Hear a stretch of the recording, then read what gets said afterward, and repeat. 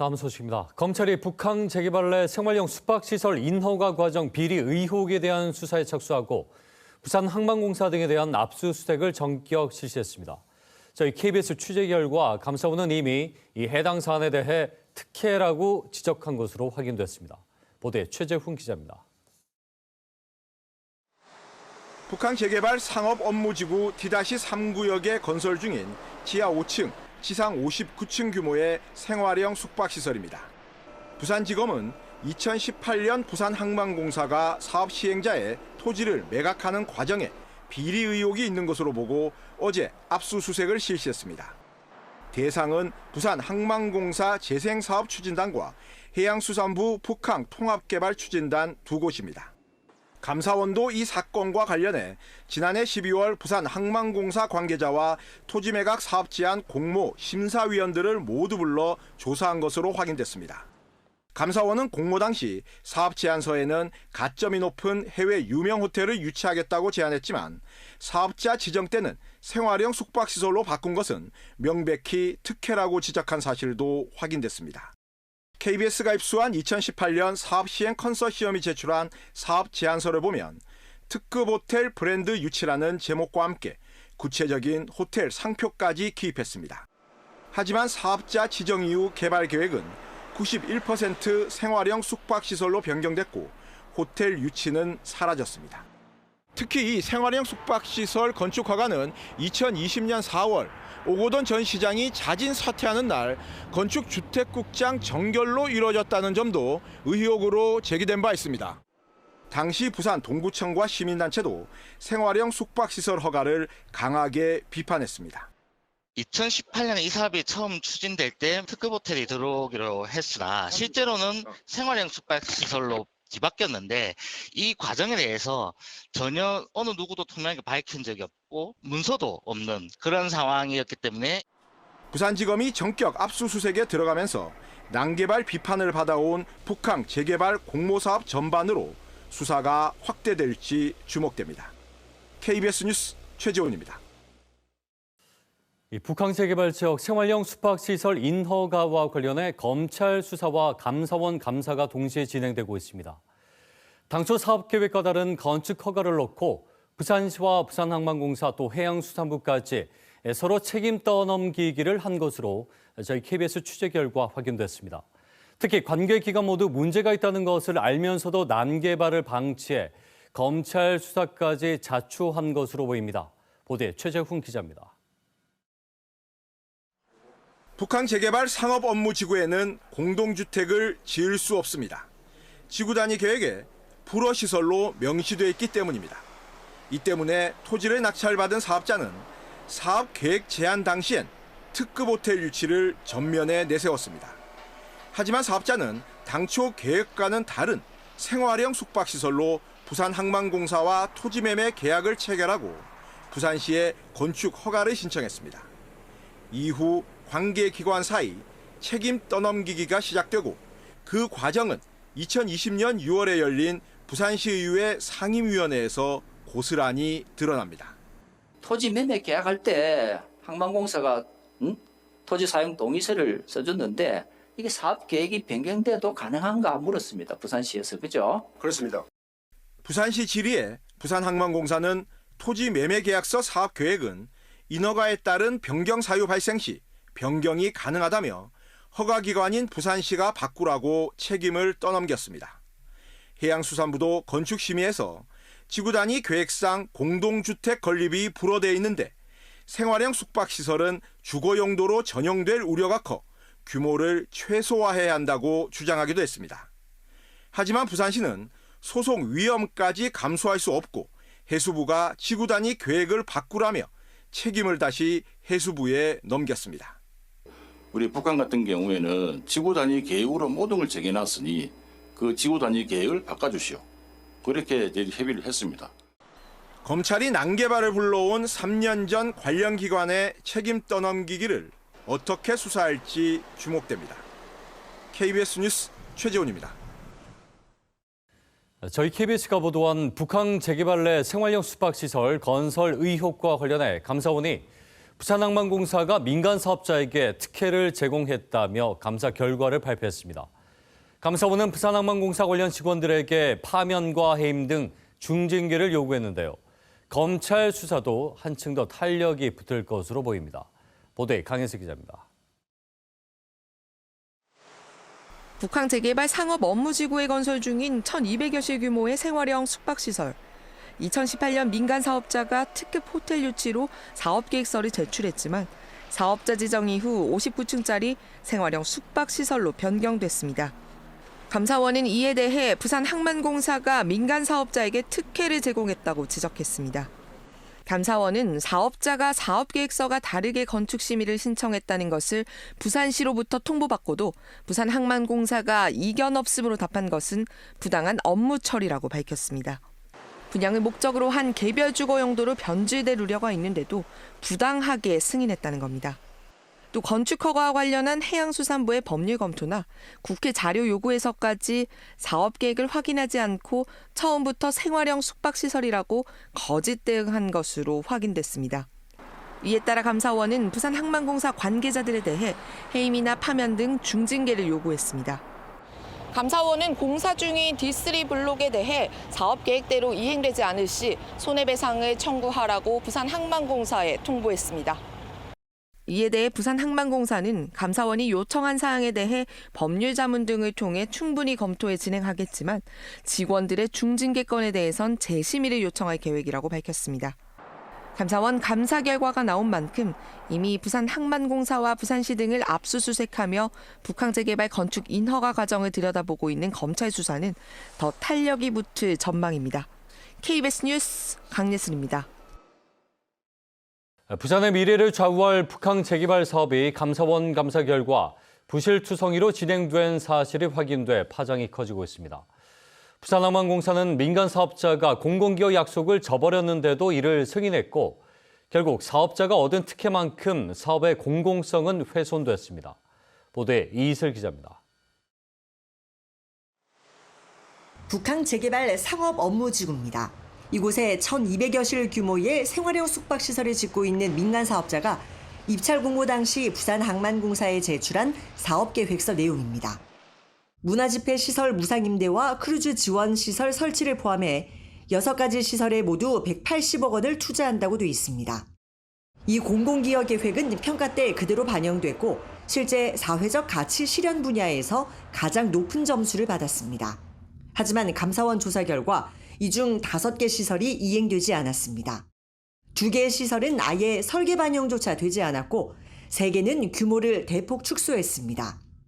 부산항만공사는 전체 사업 면적에서 차지하는 비중이 적다며 이를 승인했습니다. 그러면서 공공기업 면적 축소에 동의했을 뿐 금액 변경에는 동의한 적이 없다는 해명을 내놨습니다. 감사원은 사업자는 약 100억 원 이상 특혜를 본 반면 그만큼 공공성이 훼손됐다고 밝혔습니다. 북한 재개발 사업의 최우선 가치인 공공성이 항만당국의 무책임한 행정으로 무너졌고 부산 시민을 기만한 처사라는 지적이 나옵니다. 부산항만공사의 담당자의 전행이죠. 정권이 담당자한테 집중되어 있기 때문에 그것에 대한 감시라든지 관리라든지 감독이 되어 있지 않은 현재의 시스템에 문제가 있다고 생각을 합니다. 부산 미래의 동력이라는 대규모 항만 재개발 사업이 해양수산부의 허술한 관리 감독과 부산항만공사의 부실한 사업 추진으로 시작부터 삐걱거리고 있습니다. KBS 뉴스 이이슬입니다. 다음 뉴스입니다. 부산 동구청이 북한 재개발 내 복합 환승센터에 대해 오피스텔 설계 변경을 최종 허가해 준 것으로 확인됐습니다. 북한 재개발 사업 인허가와 관련해 감사원 감사이다 또 검찰 수사까지 진행 중이지만 부산항만공사와 동구청은 아랑곳하지 않고 허가를 내준 겁니다. 오늘은 북한 재개발 남개발 의혹 집중 보도합니다. 먼저 최재훈 기자의 보도입니다. 북한 재개발 내 조성 중인 복합 환승센터 터. 지난 2월 21일 부산 동구청은 사업자가 신청한 설계 변경 건축 허가를 내줬습니다. 전체 건축 면적의 60%가 오피스텔입니다. 2016년 최초 사업자 공모 지침은 환승시설과 수익시설 복합 개발. 최초 사업 계획서에는 환승시설 규모가 15,000여 제곱미터, 전체 면적 대비 58%로 최소 기준 40%보다 훨씬 넓었습니다. 수익시설도 호텔 370여실과 오피스텔 560여실 등 다양했습니다. 하지만 2022년 5월 최초 건축 허가 때는 환승시설이 만여 제곱미터로 줄었고 호텔과 오피스텔은 아예 사라졌습니다. 대신 생활형 숙박시설 천여실로 바뀌어 허가가 났습니다. 지난해 생활형 숙박시설에 대한 정부 규제가 나오자 사업자는 생활형 숙박시설 대신 중대형 오피스텔 390여실 건설로 바꾸고 층수도 21층에서 24층으로 올려 신청했고 설계 변경 허가가 난 겁니다. 사업 공모 7년 만에 복합 환승센터는 사실상 주거시설로 변질됐습니다. 허가권자인 동구청은 법적 문제가 없다는 입장입니다. 관련 부서도 언제 의견 협의를 다 해가지고 다 취합됐을 때 적법했기 때문에 허가를 내주는 그런 상황입니다. 부산항만공사도 지난 1월 두 차례 회신 끝에 법적 문제가 없다며 사실상 동의했습니다. 하지만 이는 감사원 지적사항을 모두 어긴 겁니다. 감사원은 최근 발표한 북항 재개발 관련 감사보고서에서 당초 제안된 사업 계획서와 다르게 건축을 추진하는 것을 허용하지 말라고 지적했습니다. 지난해 10월 감사원은 북항 난개발 관련 실질감사를 마치고 검찰에 수사까지 요청했습니다. 하지만 동구청과 부산항만공사는 감사원 감사를 비웃기라도 하듯 수사 요청 석 달여 만에 또 사업계획과 다른 난개발 건축을 허가했습니다. KBS 뉴스 최재훈입니다. 자, 검찰이 북항 재개발 사업 관련 비리 의혹을 수사하고 있는데요. 생활형 숙박시설이 밀집한 상업 업무지구 외에 방금 보신 복합환승센터에 대해서도 수사하고 있는 것으로 알려지고 있습니다. 부산항만공사가 애초 선정된 우선 협상 대상자가 아닌 다른 건설사와 토지 매매 계약을 하는 과정에 비위 의혹이 있다는 고발장이 검찰에 제출된 것으로 저희 KBS 취재 결과 확인됐습니다. 이어서 최비지 기자가 보도합니다. 부산지검은 지난 3월 부산시와 부산항만공사, 동구청에 대해 전격 압수수색을 실시했습니다. 당시 북항 재개발 상업 업무지구 토지 매매와 관련한 비위 수사로 알려졌습니다. 여기다 복합 환승센터 관련 고발장도 최근 검찰에 제출된 것으로 확인됐습니다. 고발인은 2016년 환승센터 우선협상 대상자로 선정된 업체. 피고발인은 부산항만공사 임원과 간부, 또 현재 환승센터 사업자인 모 건설사 대표 등입니다. 고발 요지는 자격이 없는 현 사업자와 부산항만공사가 결탁해 사업권을 빼앗았다는 겁니다. 고발인은 피고발인들을 수뢰와 뇌물 공여, 업무상 배임, 업무 방해 등의 혐의로 고발했습니다. 이에 대해 피고발인들은 KBS와의 통화에서 사업 계약이 꼬인 것은 맞지만 뇌물 등 불법은 없었다며 혐의를 부인했습니다. 이 사건과 관련해 2021년 감사원 감사에서도 문제가 지적되기도 했습니다. 당시 감사원은 공모 절차를 통해 사업계획 평가도 받지 않은 현 사업자가 개발 사업을 진행해 공정한 계약 질서에 혼란을 초래했다고 지적했고 부산항만공사 사장에 주의 처분을 내렸습니다. 검찰은 정당한 공모 절차 없이 사업권이 넘어가는 과정에 불법 사항이 있었는지를 들여다보고 있는 것으로 알려졌습니다. 난개발로 얼룩진 북항 재개발 사업. 개발 이면에 불법 거래가 있었는지 여부가 검찰 수사로 밝혀질지 주목됩니다. KBS 뉴스 최유지입니다. 예, 다음 뉴스입니다. 부산항만공사가 북항 재개발 내 복합환승센터 공사 기한을 무려 7차례나 연기해 준 것으로 드러났습니다.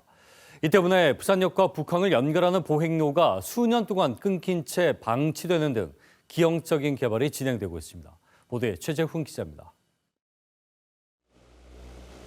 철도와 버스, 택시 등 대중교통 환승 편리를 위해 북항 재개발터에 건설하는 복합환승센터. 부산역과 북항 사이에 위치해 관광객이 쉽게 북항에 접하도록 보행로도 함께 조성하도록 했습니다. 하지만 보행로는 수년째 뚝 끊긴 채 방치돼 있습니다. 중간을 이을 환승센터 공사가 제대로 시작조차 못했기 때문입니다.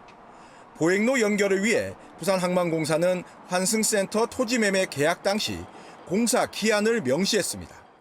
계약서에는 사업자가 계약 체결일로부터 42개월 이내 부산역과 연결하는 보행로를 건설한 뒤 사용 승인까지 완료해야 하며 이를 위반하면 지연 배상금을 부과한다고 적시돼 있습니다. 공사기한 만료일은 2020년 6월. 하지만 4년 가까이 부산항만공사는 기한 연장을 7차례나 승인했습니다. 특히 마지막 연장 승인 때는 구체적인 기한도 정하지 않았습니다. 게다가 지연 배상금 부과는커녕 오히려 사업자와 공사비를 나눠 임시 가교를 설치한 것으로 확인됐습니다. 이 임시 가교는 부산역과 부산항 국제여객터미널을 이어주는 다리입니다. 그런데 중간에 민간업체가 지은 생활형 숙박시설과도 연결돼 있습니다. 이 생활형 숙박시설 사업자는 복합환승센터 사업자의 모기업. 결국 환승센터는 수년째 짓지 않고 생활형 숙박시설 사용자 편의시설만 조성한 꼴입니다. 부산항만공사의 수상한 계약 체결과 부실한 사업 관리가 북한 관문부터 기형적인 모습으로 만들고 있습니다. KBS 뉴스 최지원입니다. 북한 재개발 사업 관련 비리 의혹에 대한 검찰의 수사가 본격화됐지만 첫 단계부터 난관에 부딪혔습니다. 부산지검이 북한 재개발 내 생활형 숙박시설 사업과 관련해 수억 원의 뇌물을 받은 혐의 등으로 부산항만공사 전 간부에 대해 구속영장을 청구했지만 오늘 구속 전 피의자 신문에서 영장이 기각됐습니다. 최휘지 기자입니다. 북한 재개발 상업 업무지구 D3구역에 건설 중인 지하 5층, 지상 59층 규모의 생활형 숙박시설입니다. 지난 5월 감사원은 이 구역의 개발 사업자 공모 과정에서 특혜 의혹이 있다며 검찰에 고발했습니다. 부산지검은 이와 관련해 지난 29일 부산항만공사 전 간부에 대해 구속영장을 청구했지만 오늘 부산지법에서 열린 구속 전 피의자 신문에서 기각됐습니다. 부산항만공사 전 간부는 D3구역 개발 컨소시엄 사업자 중 한 업체로부터 사업 공모 중 편의를 봐주고 뇌물 11억 원을 받은 혐의를 받고 있는 것으로 알려졌습니다. 이 간부는 또 다른 개발지인 D2구역 터를 모 기업에 임대하면서 매매 시 조건을 유리하게 해주겠다는 합의를 해 항만공사와 기업에 수십억 원의 손해를 끼친 혐의도 받고 있는 것으로 전해졌습니다. 하지만 이 간부는 편의를 봐준 적도 뇌물을 받은 적도 없다며 혐의를 전면 부인하고 있는 것으로 알려졌습니다.